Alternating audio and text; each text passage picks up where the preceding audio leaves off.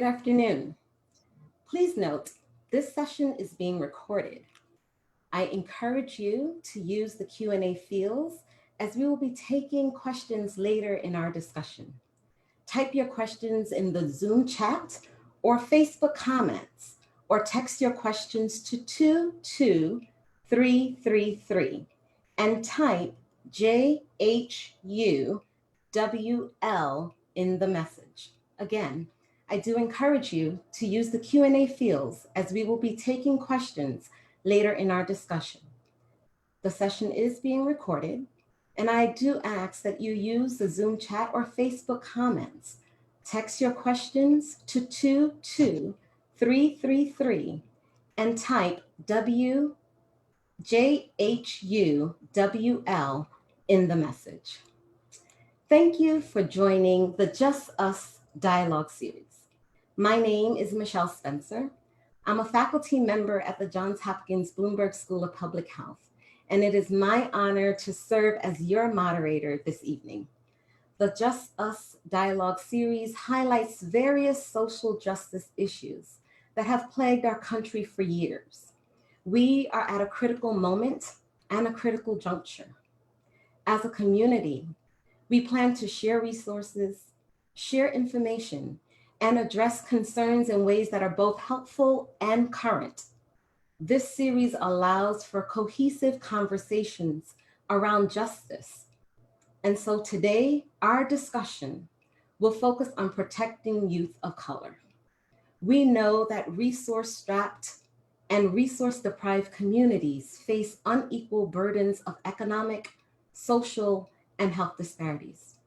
We also know that there's a conceptual model that includes the individual, the family, the school, the community, and the policy structures. Our conversation today will focus on what happens when this model is followed, when youth of color find supports and are connected at the varying levels. Yet, based on the color of their skins or the communities in which they live, they are endangered and are at risk for victimization by systems that are sworn to protect, to serve, and to govern fairly. Law enforcement systems, judicial systems, the prison pipeline, the educational system.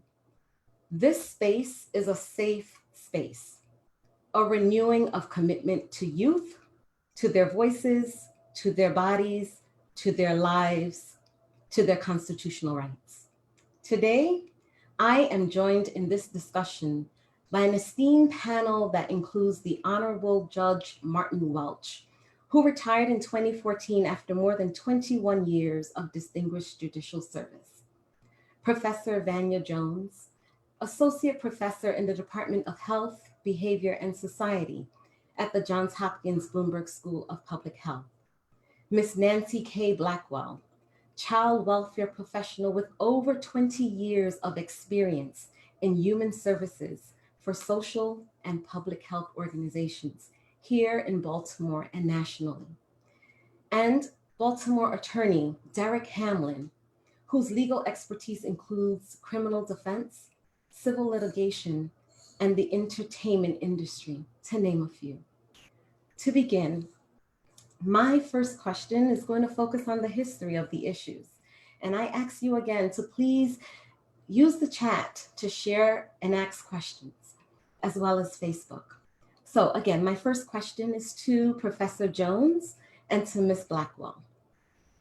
Youth today are increasingly facing justice issues and are being called on to take a stand on issues like gun violence, bullying, and mental health. It's been 21 years since the school shooting at Columbine. Can you share a little bit about what has changed in the past 21 years as it relates to gun violence and mental health issues for our young people?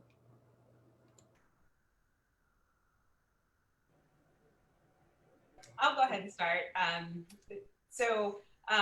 Michelle, thank you so much for that question. I think it's a really insightful one. And one of the reasons that I'm happy to start with it is because the work I do is around what we would call positive youth development. I have been spending my career working with schools and programs in order to develop activities for young people to positively develop and become productive members of society. The time frame that you talked about, I think it's interesting that you bring up school because I do want to highlight that school is probably one of the safest places for young people in our country, in all communities. School is an extremely safe space.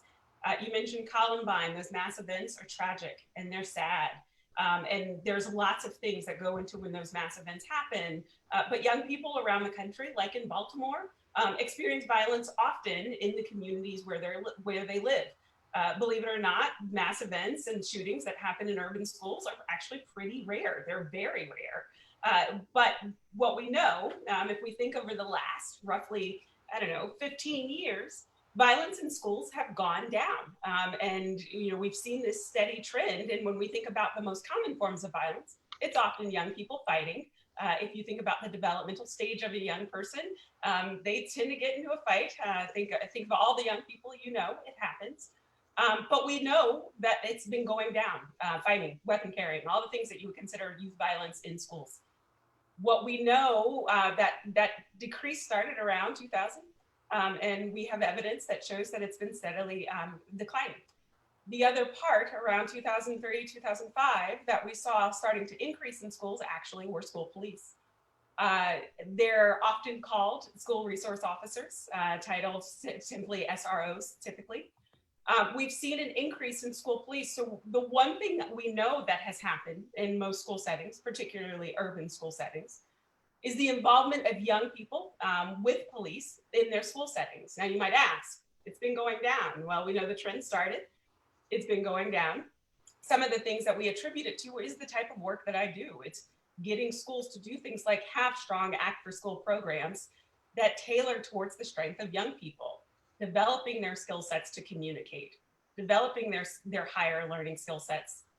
Adolescents are not young adults. When they get stressed out, they do not make decisions the way they do. They need to grow those experiences, and we need to provide them with opportunities. So I'm going to end there and let Ms. Blackwell take over, but I do want to highlight that the experience with law enforcement has become more and more over the last roughly 10 to 12 years than young people have ever had, and that's particularly because of the influence in school. Thank you, Dr. Jones. So I mean, it's a great question, and thank you, Michelle, for asking. I would address this change over the past 20 plus years from a policy lens. First of all, I would say we have an expansion of healthcare with the Affordable Care Act and the removal of pre-existing conditions. So if folks had mental health issues prior to changing insurances or not having insurances, they're now covered to receive mental health services. The other change I would say, so that is more at a high federal policy level. I think at the local level, there's also been an expansion of access to healthcare. Lots of community-based healthcare programs all over the city, in rural areas, in suburban areas. And lastly, I would also say at the individual level, this country and city specifically, we have a gun problem. When we think about the increase of young people as it relates to suicide, we have a serious gun problem.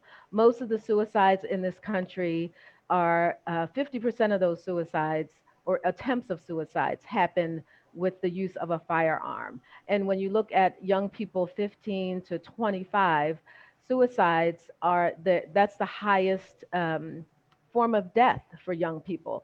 So I think young people in particular are stressed. Like Dr. Jones said, they may not necessarily have the skills to solve problems. And I think the largest change also at a systems level is all of the information that we've gained over the past 20 years about brain development. It has been amazing. We have these arbitrary numbers that you become an adult at 18, but we now know that your brain is not fully formed until between 25 and 28, sometimes for males. So we've gained lots of information and lots of knowledge around brain development. And I think that has been a significant change in the field. Thank you both for that. I wanted to ask Attorney Hamlin. I think as Dr. Jones and Ms. Blackwell were responding to that, I saw your head shaking, particularly particularly around the issue of how adolescents make decisions and police in schools and what that means. And so I would love to ask your perspective and get your perspective on the adolescent mind and in engaging and encountering police in spaces in educational spaces, and just your thoughts around what was shared in that space. Well, one of the things that I noticed about juvenile cases is rarely do they act alone. So you might have a lot of juvenile cases, they're going to have at least two people. Sometimes it's four people, it's six people. And well, just to go back a little bit, just to touch on historically, specifically in Maryland, in the 80s and 90s, juveniles were rarely charged as an adult. But I think it was in 1994, there was a statute that made it mandatory that they be charged as adults for certain crimes. And over time, it went from maybe 4 out of 10 being waived every year to more like 9 out of 10. And at this point, it's crazy. I recently litigated a case in Baltimore County where 4 young men were charged with killing a police officer. She was run over by a truck and only one person was inside of the truck. But since they were all together, they were all charged as adults. And I mean, that's one of the major problems I see with juvenile. And just going back to the school system, another major issue is when you have a student that's having a bad day or they're unruly, sometimes the only way teachers or principals know how to deal with them is to call the police. Yeah. And so thank you for that. I would love to hear from Judge Welch. I think from a legal standpoint, how do young people address justice issues? Juvenile. Well, I think Mr. Hamlin sort of hit the nail on the head. The juvenile justice system or juvenile courts were created just about 120 years ago. And their underpinning was that the state would step in as a parent, parents patriae, they would step in and try to provide services. And it's so interesting as we go along this timeline, and you mentioned Columbine, which is now, I think, just about 25 years ago. Mm-hmm. And the whole world was shocked that 2 16-year-olds could, in fact, commit this type of crime. Mr. Hamlin is absolutely right. At that point, there was an increase statutorily in Maryland and other states as to what type of offenses, which previously a child would have received treatment in the juvenile justice system, was then kicked up to the criminal justice system. It was also around the same time, believe it or not, as part of the Clinton administration, that the term super predator arrived. And they talked about, almost painting the worst case of urban juvenile delinquency there could be coming out of the Black community, without in any way thinking that simultaneously no one looked at the effects of this, whether it was exposure to lead paint, whether it was the kid being subject to abuse and neglect. And ironically, when lead paint was in fact made illegal, however many years ago, lead paint cases have certainly come down, those poisonings come down, and juvenile crime has reduced nationally as well. The trouble is, I think, the juvenile justice system is sort of slow to catch up. It's slowly trying to turn the tide now to get back to a treatment model as opposed to a punishment model. So I would ask Dr. Jones to comment on that, like from a public health perspective. What are the opportunities that are available for the justice system to realign priorities and policies as it relates to the judicial system, exactly based on what Judge Welch just noted? Michelle, I appreciate, as a colleague of mine at the School of Public Health at Hopkins, you starting with the concept of the ecological model, and just really simply acknowledging that all behavior and all development happens in a context. And so the young person, this young person in the center, has his opinions, his abilities, his thoughts, but all of that is influenced by its environment.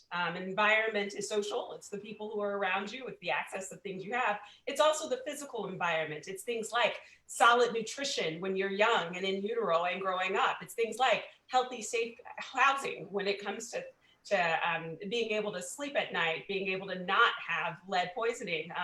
An injury, I am an injury researcher, and that's one of the things that we have talked about is, growing up in a safe and healthy environment. All of that is nested within sort of communities and access to services. And those services are developed through policies and the larger network around that we call a society.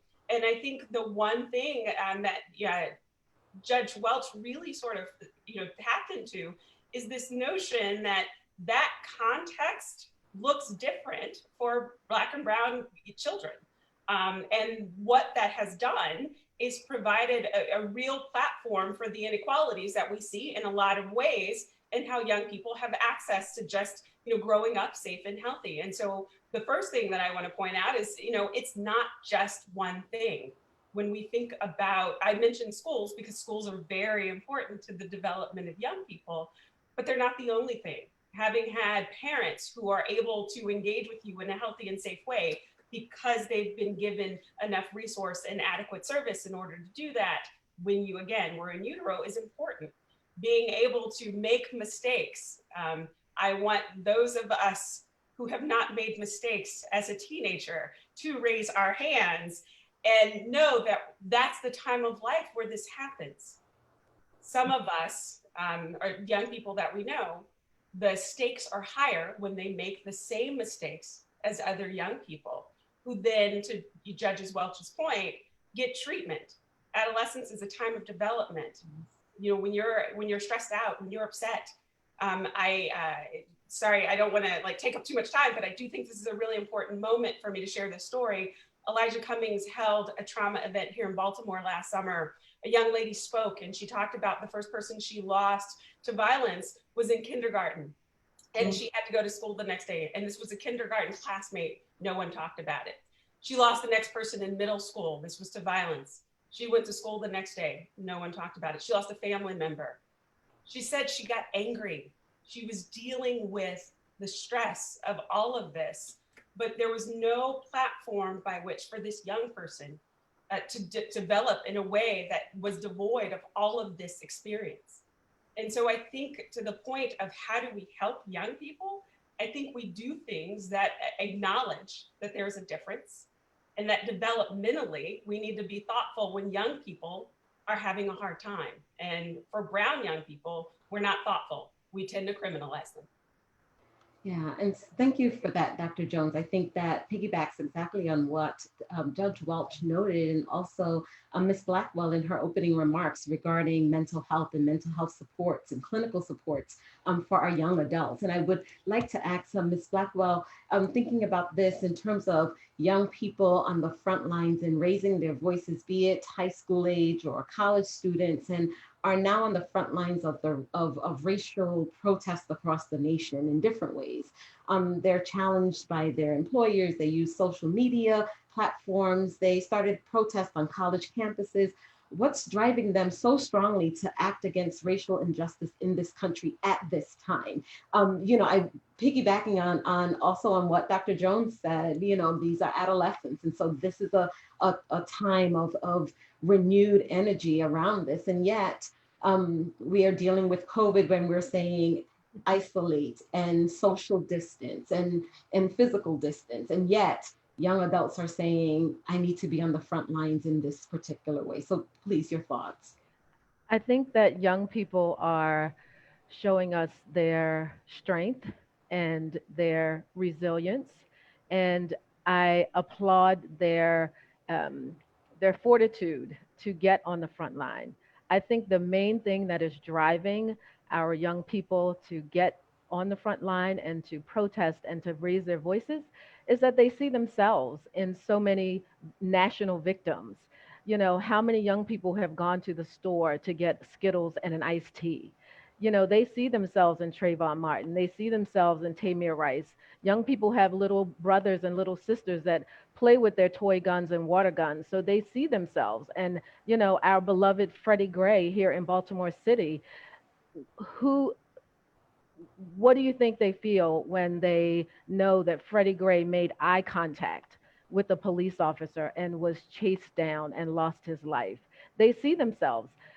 The tragedies that we see in this country is a reflection in their own lives, and it is moving them to stand up and raise their voices. And I'm amazed by it. I feel I get goosebumps when I see young people walking through the streets and protesting and holding up their signs and raising their voices. And they're also doing it very peacefully. I really, really like the silent protests that I see. I'm really moved by that. And, I think our young people see themselves in everything that's happening in this country. So, Judge Welch and Attorney Hamlin, I'll ask you both to respond. In addition to racism, what are some of the most pressing issues confronting youth today? And what do you believe are the impacts of the current movement for social justice reform? One thing I've observed, and I was the presiding judge of the circuit court, the juvenile division for about 10 years and seen it change and grow, but just a lack of some semblance of what it takes to resolve disputes, dispute resolution. Those types of abilities no longer seem to exist. And you've heard all the, it used to be we settled a dispute with fists versus something more lethal. But it's not just that. It's just how do you resolve disputes? I mean, so much now, and it's a blessing and a curse. Social media certainly has been the great tool that has allowed young people to participate and really be a part of this democracy, which is theirs. But the flip side of that is that the meanness and the anonymity, and then couple that with a lack of dispute resolution skills, drives a lot of juvenile issues or criminal issues, actually. And I'm probably the oldest person. I am the oldest person on this panel. Not very computer savvy and not on social media, but it's something I don't quite understand. So that's that in my view. But I know Mr. Hamlin's on the front lines. He's got a much more direct view. I think one of the things we really need is more community-based programs. Even before, like when a child first when they have their first interaction with the justice system, in some counties, they don't have any type of diversion programs, and you're automatically thrown into the system. And the problem is, once you get into the system, to me, it feels like DJS would rather incarcerate you than, provide you services. And I say that because they spend 47% of their budget on detention centers rather than community-based programs. Going back to like we said earlier, how schools, when they don't know how to deal with the kid that's having a bad day, unfortunately, parents are the same way. And your child might have an undiagnosed mental health issue, and you just want the police to come and calm them down or get them out of your house, and it turns into arrest. You put them in the system. Next thing you know, they're in a detention center. Another thing, we don't have in Baltimore City, we don't have any detention centers. All our children are being sent elsewhere for placement. It's crazy. How can you rebuild or establish family relationships if you're sending your kid to Montgomery County from Baltimore City, and your kid doesn't have access to his parents? You can't. Some of the more effective programs I've seen are programs where they have counseling for the entire family. So I think we need more community-based programs and a whole lot less money on jails. This one thing that blew my mind is to house a kid at Waxter's. That's one of the detention centers we send young ladies to house them there for 1 year. It costs $414,000. 1 year, one child. That is outrageous. You know how much we could pay for 4 years of college? You know what I mean? We could do so much with that, and that drives me crazy. So that's it. Community-based programs, like the judge said, some type of dispute resolution. I think we need mentorship programs, mediation. So I would agree with you that on top of college support, it would support more than one young adult at $414,000 for a year. I want to ask you, Ms. Blackwell, to Attorney Hamlin's point about the justice system and young adults being more involved in the justice system than getting the supports they need. And this is your space. What are some of the opportunities here that aren't being considered or maximized in ways that would be more supportive to young adults? Well, I think several points. The one thing that I would like to comment on, really, before I answer that question, is that Judge Welch and some of his colleagues had the wisdom to create the juvenile justice building where there could be court hearings separate from the regular circuit court hearings, where kids would not have to see adults and their interactions with the court system. So I just want to say thank you, Judge Welch, for that um, heavy lift to improve the system here in the city. I think one of the other challenges is that we're often siloed in how we address um, the juvenile justice or how we address foster care. There may be kids who are living with relatives, in foster placements, coming from fragile families. There are so many dynamics, just like Dr. Jones said, with just looking at the ecological system of a child's life. We've got lots of fragmented systems. So one of the many recommendations that I would mention, just like Mr. Hamlin, about connecting the dots, looking at the youth as a whole person, knowing that you can't have a child without a family. That it's like that you can't. It's the chicken and the egg. Which came first, the child or the family? You can't have a child without a family. So family connections. We've got issues of poverty. We've got issues of fragile families, issues of substance abuse. We've got young parents. Lots of challenges within our families that I think we need to look at raising the entire family, because you can't address just the child without addressing the entire family. I had a case of a young person who was in foster care and was also involved in a juvenile justice system, and that child was referred to a substance abuse program and you know given drug tests consistently and consistently failed, and had to go back and forth to court because of these failed drug tests. But within that child, nobody asked, the family, hey, does the entire family smoke marijuana? Is this something that we need to address at the family level? Because Johnny does not have money. He does not work. It was a family issue. And we weren't talking to the family. We were just looking at what this young person was not doing. So I think taking a step back and looking at young people holistically and looking at their entire life is very significant. And if I could, this is one of my pet peeves. As Blackwell talks about the silos, there's a clear connection with children entering the foster care system at a very early age, and depending upon the length there, the nature of abuse, or sometimes even a detachment disorder based upon what brought them into care, has effects, as I understand, on the brain development, which then makes that child potentially more susceptible to becoming involved in the criminal justice system. So you've got this pipeline. It's not just from juvenile to criminal pipeline. You've got this pipeline starting at birth for children, unfortunately, subject to severe abuse and neglect, all the way through the criminal justice system. And for years, every effort to try to get those two silos together has been practically impossible to do.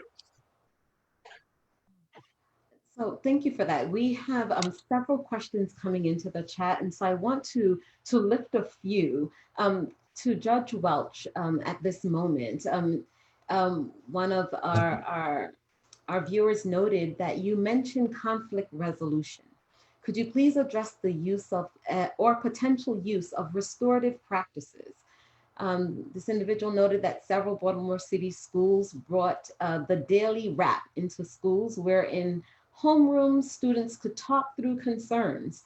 The trainings came from community conferencing centers, now called Restorative Response Baltimore. Where does that stand today? And is this something that's potentially huge in terms of our young adults?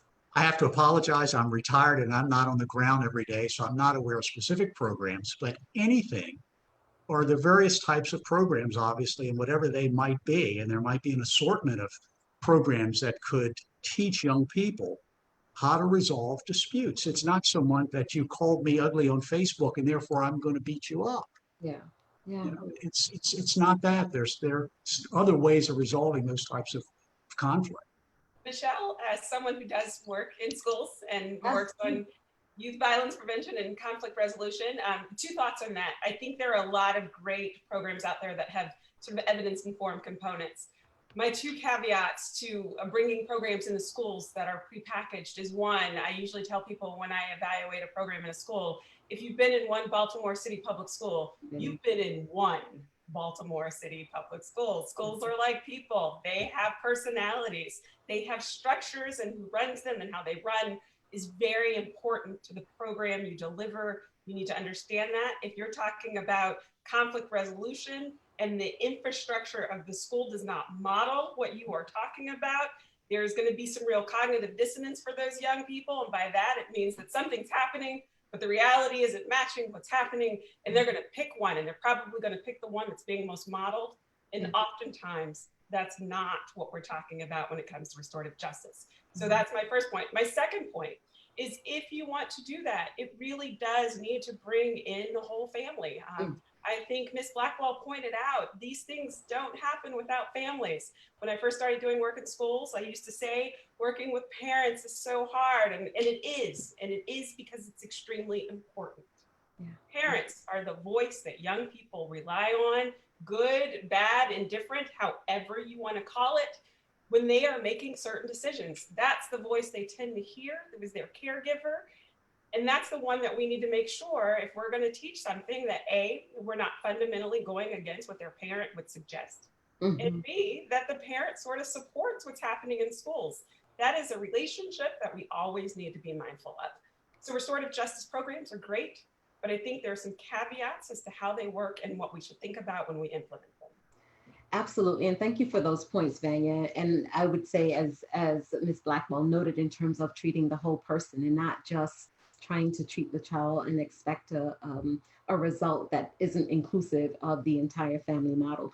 There was a note about ACEs, and so I just thinking about adverse childhood experiences. And so I want to lift this to you, Dr. Jones, and to you, Ms. Blackwell.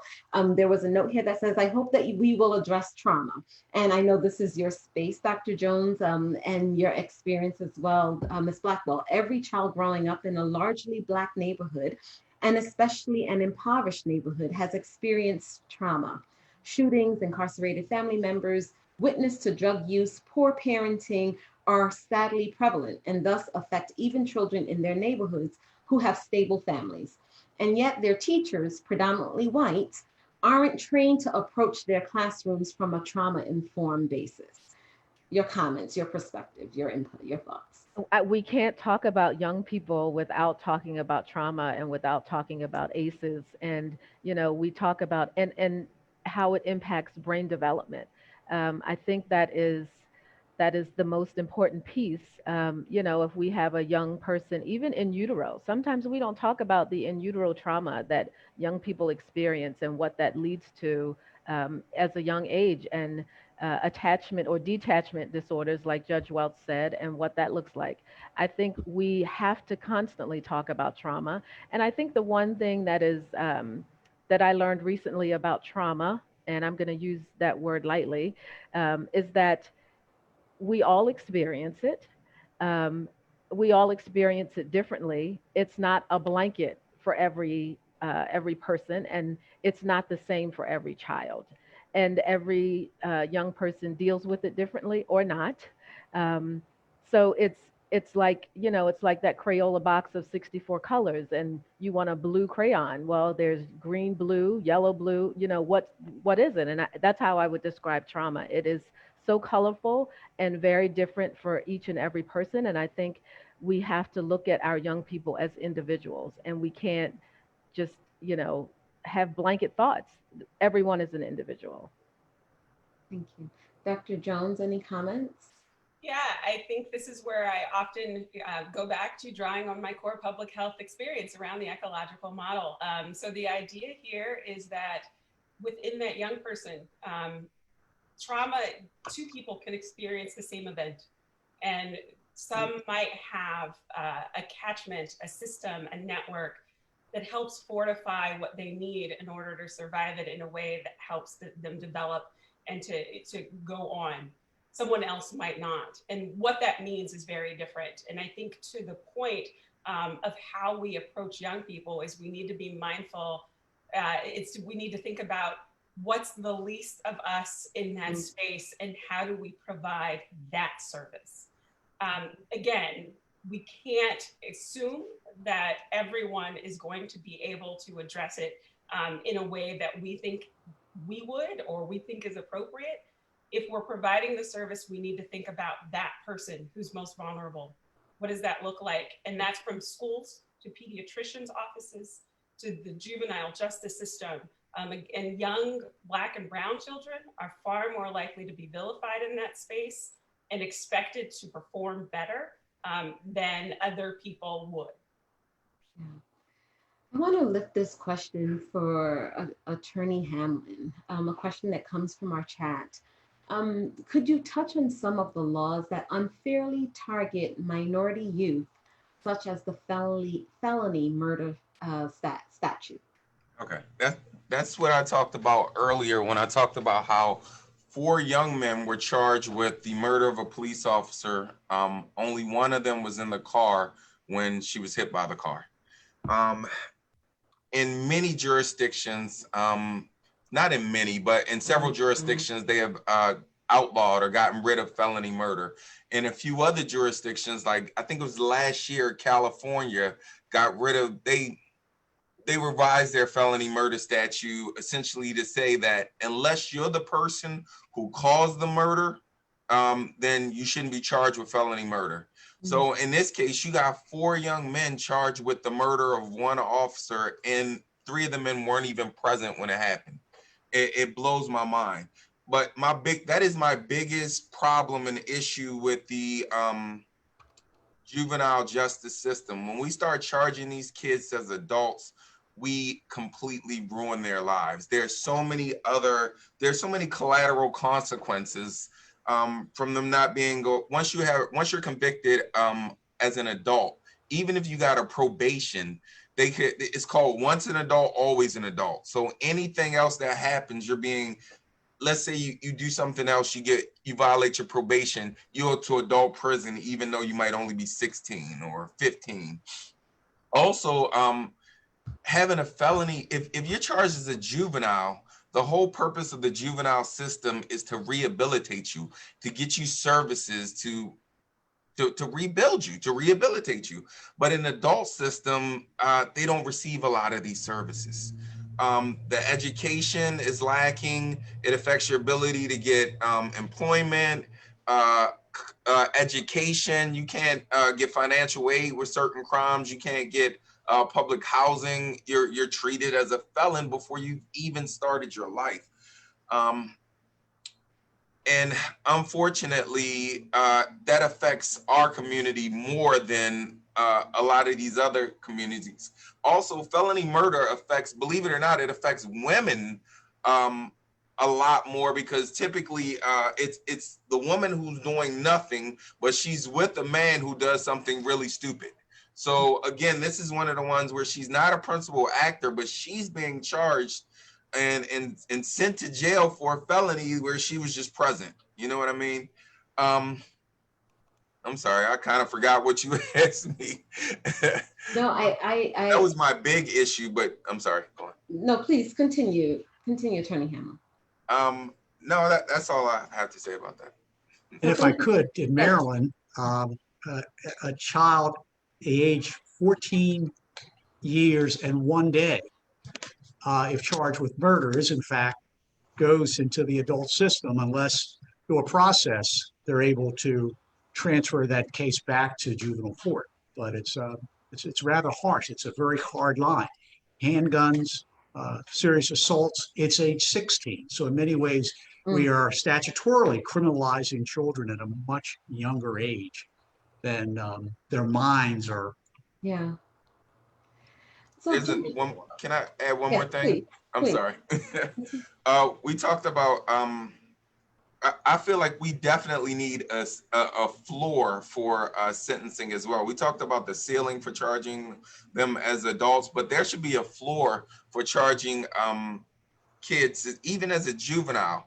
A lot of kids, you'll see 9-year-olds being brought into court for stealing a bike or destruction of property. And I think that's ridiculous. And I think part of that is just how we train police. There's no reason I should ever go in a police station and see a 7-year-old chained to a wall. Yeah. So thank you for that, Attorney Hamlin. That goes into actually a question that I have. Numerous, we know that studies suggest that Black youth are more often criminalized and face challenges with being viewed more harshly by society. So to your point about a 9-year-old being charged, right? So what are practical steps that you think we can take to empower them? What can be done to build better relationships between Black youth or youth in general and the policing community? What are some of the steps do you think, it's a question that I think could be part of the talk that's given a different perspective of the other side of the talk. But what are some of the things that can be done to build better relationships? See, I'm probably the worst person to talk to about this because I think we need to just completely fire everybody and start over. I do a lot of police brutality and police misconduct cases, and it's almost like this behavior is handed down like a father would hand it down to a son. Oh, yes, you can steal because I stole. You can mistreat people because I mistreated people. And it's so outrageous in Baltimore City. I spoke in an event with Elijah Cummings, and he said, we at least 95% of our police officers are good police officers in Baltimore City. And I had to say, I'm going to have to disagree with that. I'd say maybe 50% in Baltimore City and 70% in Baltimore County. And again, like all the things that are happening now, this is not new. I've been practicing for 15 years. And 14 years ago, I filed my first police brutality case, and it has not stopped. The only difference is, like they say, the cameras. And I tell everybody to protect yourself. I had my camera. When the police approached me, I had my camera in my cup holder recording me. Yeah. Judge Welch. If I think it's, and I'm not sure the proper term is, people use the term cultural competence, but it's also, there has to be the understanding and appreciation of police officers, judges, and teachers as to some of the behaviors, and with a small b, that young Black and brown children may present when they are in fact confronted. They may not look you in the eye. They may not address you directly. That's not disrespectful. That's simply the way they are at that given time. Yeah. And quite often, and we taught judges this over the years, you can't treat them worse because of that. Because you're imposing a sentence on a young Black kid, and the kid can't say he's sorry or won't say he's sorry because just sort of culturally the way he's raised, that's not what you do. You can't hold that against him.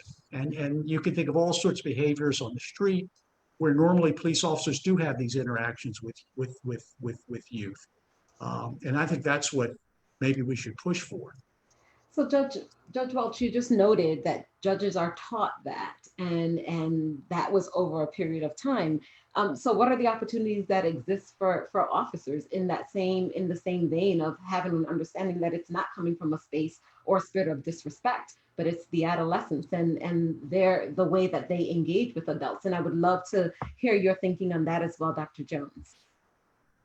Well, I'm somewhat still hopeful that because of the consent decree the police department's going through the federal court, that whole process, that I can only assume and hope that part of a component of that is to try to build that type of competency on the part of the police.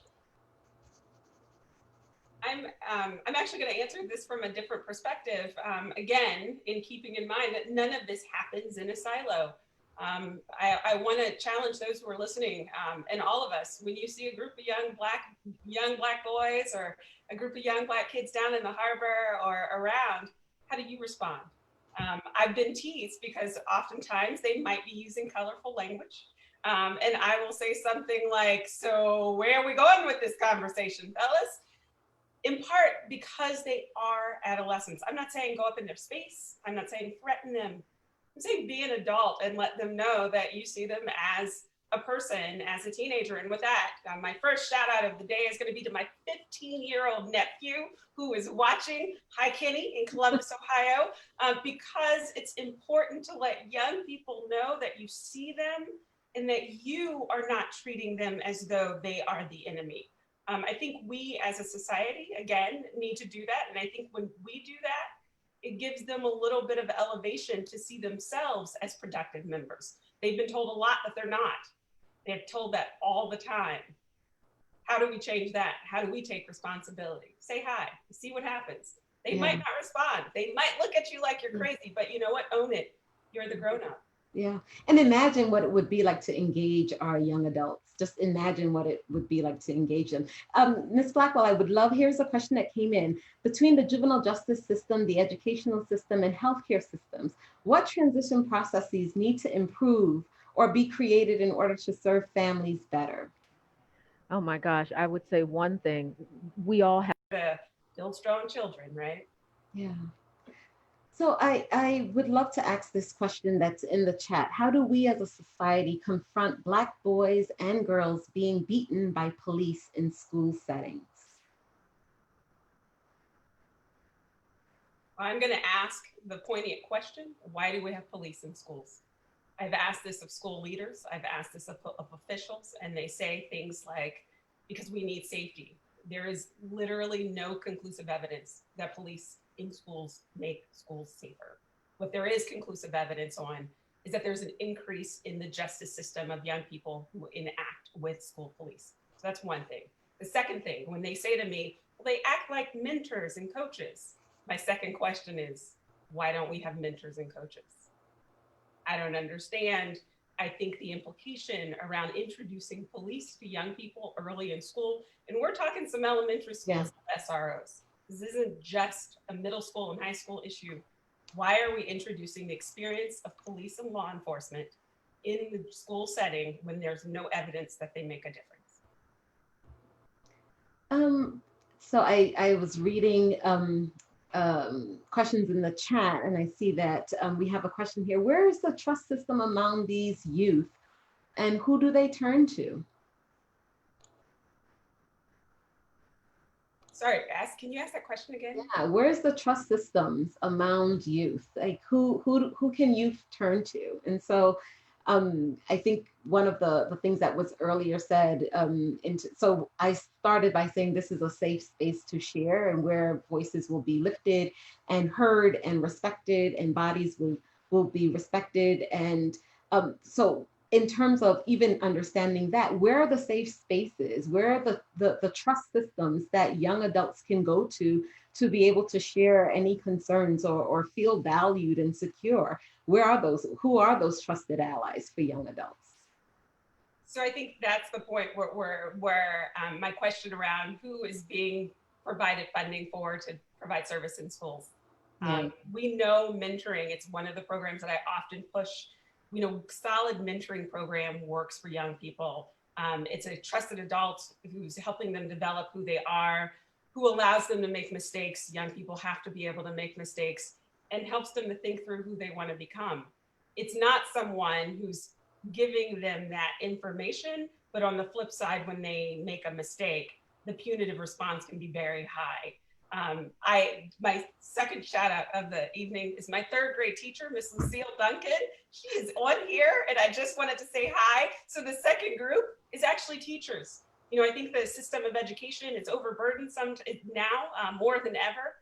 But teachers, the reason that they work so well is that they give us knowledge, but they also give us belief in ourselves, in a space where we're allowed to learn, make educational mistakes, and grow. So if we can do better by our teachers and by those programs for young people, I think to your point, those are the safe spaces that we need to proliferate.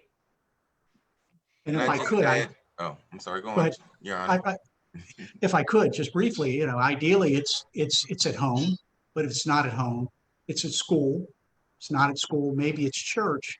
But what we really seem to lack, certainly in this city, as opposed to what was here 20 or 30 years ago, meaningful after-school activities, organized sports, whether it's baseball, basketball, but something that allows young people to have a connection with something that is important to them, an important person that they feel free that they can depend upon.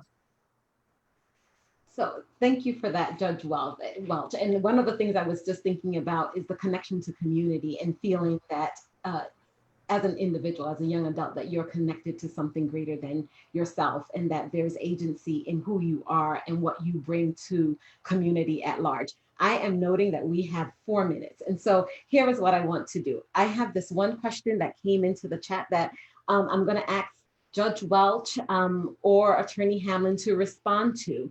And then I would love you to respond to that question, and then give 30 seconds of a closing comment and give a shout out to a young adult in your circle. To you, Professor Jones, and your shouting out, I think is important. And so I would love Judge Welch and Attorney Hamlin to give, again, 2 seconds of a thoughtful response, closing remarks, and then a shout out. And then I would love for Ms. Blackwell and Professor Jones to give closing remarks as well as a shout out. And then please save me 30 seconds to do my own shout out, and thank you to the convening, those who have helped to organize this. So here's the question. What can an average community member do to promote a more progressive and fair and rehabilitative justice system? Vote, be active in your community association and your schools. 30 seconds of a shout out or closing A shout out to my 3 adult children who now in their adulthood, each one in New York, 2 here, are giving back in the form of mentoring and dealing with young people. So awesome. Thank you. Attorney Hamlin?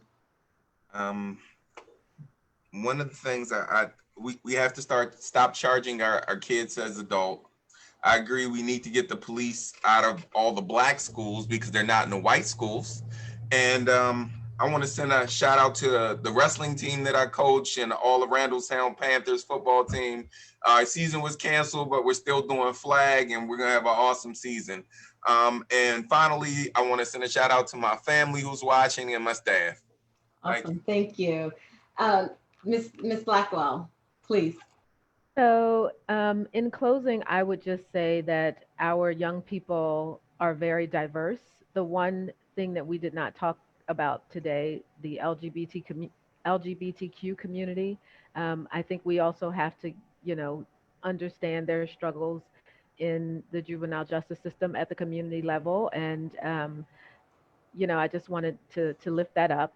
I think what could help all of us in this interesting time is to listen and to, be a safe space for young people to raise their voices. And they may not communicate as articulately as we are here today, but they do have a lot to say. And their opinions are oftentimes very earth-shattering. And some of the solutions that they have to these problems are very, very interesting. I would give a shout out to my 2 children. I have a 13-year-old who is started school today virtually, and my son and his family in Atlanta, I saw them jump on and then jump off, and we are expecting a new grandbaby. So Oh, awesome. Congratulations. thank you. Dr. Jones, as we are at time. I'm going to echo Judge Welch. Please vote. And when you vote, hold your elected officials accountable. Listen to what they're saying. And when you don't agree or you want them to go further, encourage that. My last shout out, which I saved happily for last, is my mom and dad, who are both watching on. So Mom and Dad, I miss you very much. I love you very much. I hope when this thing is over, I get to see you soon. Awesome. And so let me just conclude by thanking our panelists. Thank you, Judge Welch, Attorney Hamlin, Ms. Blackwell, Professor Jones. It's been incredible to spend this time chatting with you and talking about opportunities for our youth and what we can do that's thoughtful, impactful, and how do we lift them. I also want to thank the conveners and organizers of this Just Us dialogue series, Alicia Wilson, Marissa McKeever, Elizabeth Harvey, Audrey Johnson, Antonia Daniels, and Jacqueline Byron. We certainly couldn't do it without you. And before I conclude, I want to give a shout out to Malachi, Jordan, Kayla, Nick, Solomon, and a special shout out to Heart Smiles, that is part of the Youth Advisory Board at the Bloomberg School of Public Health. Thank you all. Thank you for your commitment to Baltimore. Thank you for your commitment to this issue. Thank you for your commitment to youth all across this country. And thank you for thinking and imagining and reimagining what's possible through our young adults and our adolescents in this country. And I agree, we can do more with our voices, our collective voices, than we can do individually. So thank you for the time. Thank you for being you, and thank you for your commitment. Take care.